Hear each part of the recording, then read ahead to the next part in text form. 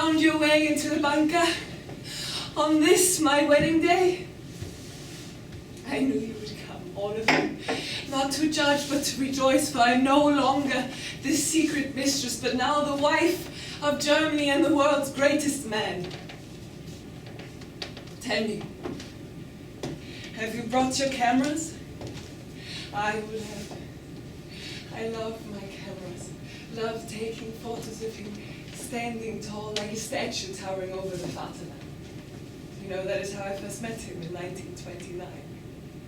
He loved to have his photograph taken, dressed in his magnificent uniforms, like some mighty emperor, Germanische Gott. I was working at the Heinrich Hoffmann studio as his assistant and sometimes fashion model. Oh yes, how I love fashion. I still fit into the same dresses I wore then. I never dreamed that I, the daughter of a school teacher and seamstress, would one day own a garderobe full of clothes, my joys, my gifts, changing outfits whenever I want. Herr Hoffmann, our dear friend, was the celebrated official photographer of the National Socialist Party. For reasons of security, I was introduced to Adolf as Herr Wolf. And I, being 17 and so naive at the time, did not even recognize him as the great leader. I fetched beer and sausages for the men. I could tell he liked me, for his eyes never left me. Oh, what compliments he paid me. Fräulein Eva, will you come with me to the opera? I am always surrounded by men, and I can appreciate the company of a woman, especially one as beautiful as you. How could one withstand that? Then long drives in the countryside, dinner at Hoffmann's. He was so charming, such focus, such drive, such passion. Funny, from that point on I called him Wolf. He is the wolf and I the lamb. He's the lamb.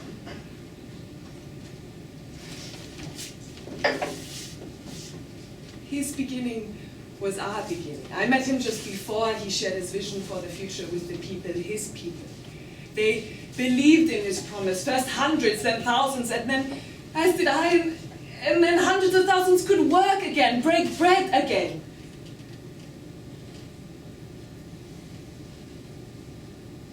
In the beginning, Herr Hoffmann warned me not to get too close to Adolf, said he was not right for me. Mama and Papa disapproved of him. They disliked of our age difference. Adolf was 40 then. He will lead you to ruin, Eva. Of course, I did not listen to anyone. I only listened to my heart. Yet another way I disappointed Papa. Was it a crime to fall in love? I ask you, was that my crime? You call him evil, a madman, even a monster. Perhaps you just cannot understand how a strong, iron-willed man like that can love. But we are in love. 14 long years we are together. He is my wolf and he loves only me. I admit I was lonely without him. Like Paul said gaily, his half-niece who lived with Adolf at his apartment in Munich in the early years, she called him Uncle Alf. She also truly loved him. The loneliness drove her to take her own life. I imagine she did it just to punish the poor man. He suffered so because of her death. She shot herself using his gun. They say she found my secret love letters to Adolf, and that is what drove her to it. But that is not true. It was the loneliness, and I know it well. When he was away, I would sleep on the bench in Herr Hoffmann's studio, just waiting for the phone to ring, just to hear his voice. I did not like sharing him. Just the thought of that would drive me insane with jealousy. I also tried killing myself a year later. I had not heard from... I heard without him here. I took Papa's gun, held it to my bosom, and pulled the trigger. Luckily I missed. It was just a flesh wound. And after that, my wolf started spending more time with me again. We got closer. He confided. He told me things that no one else knew about. His love of art, his dreams, gaily, and his nightmares. I knew it was imperative that he project the image of the chaste hero of Germany. No one was to know of our relationship. I was his secret mistress. We even slept in separate bedrooms out of respect for me. There were things he made me do, and I did them. What he would do to me. I lived for his love.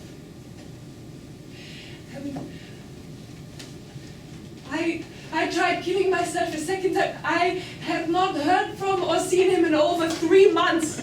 So this time I swallowed a handful of sleeping pills. I just wanted the pain to end. I could not continue like that. My sisters Ilse and Gretel found me and helped me to recover. My secret lover did not fail me then.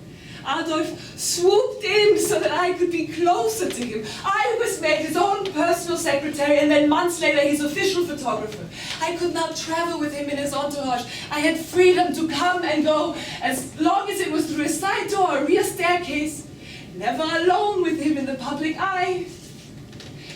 He invited me to move into the Grand Hotel, as I like to call it, Berghof. Our home in the Bavarian Alps of Obersalzberg. I found myself cut off from the outside world.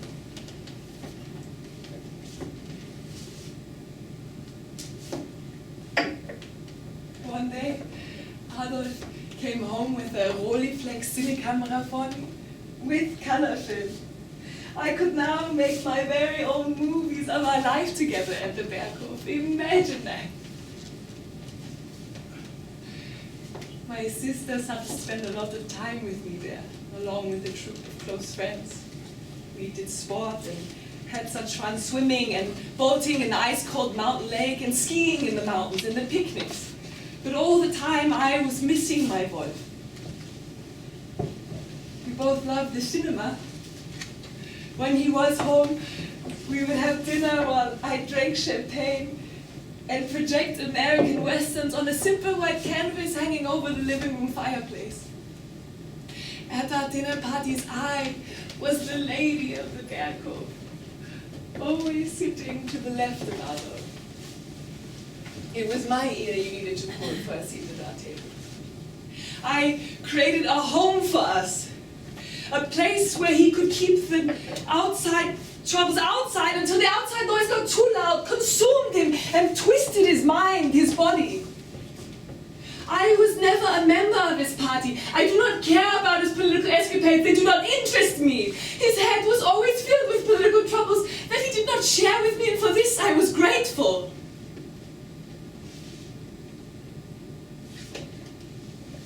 So, where are his fanatic followers now? Everyone has left, each and every one of them. Only I am left standing beside him. I want him. Only I know how he feels isolation as my own. Only I can soothe his pain when he's in turmoil. Put a smile on that sad face. Me and Blondie. Oh, Blondie.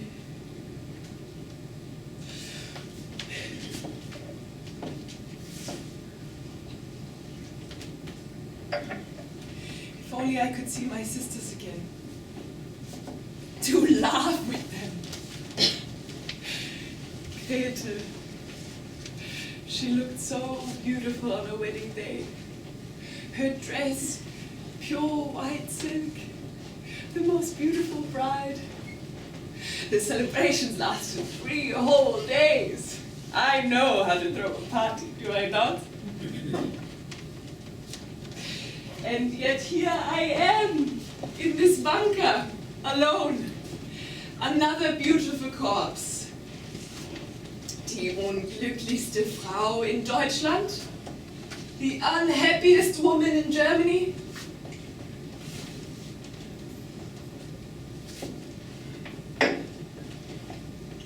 So, tell me, have you brought your cameras?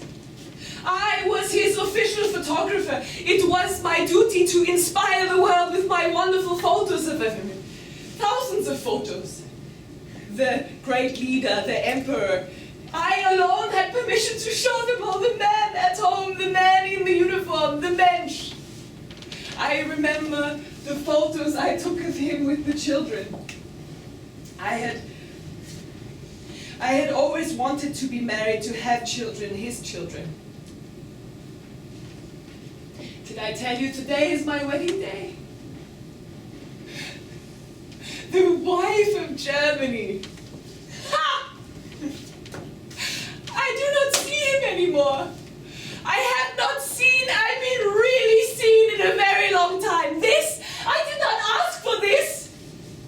Where is the man I love, the wolf? I am no fool. I know what he has done, his rise to power, the horror. I cannot keep the noise out of my head.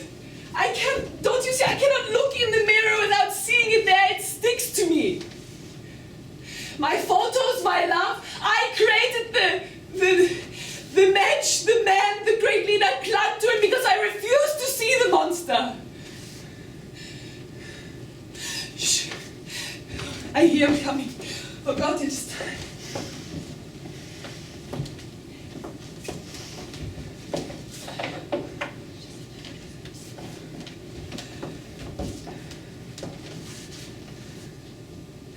I would no longer have to wait for my wolf to come back to me. One cruel, tiny pill and it is all over.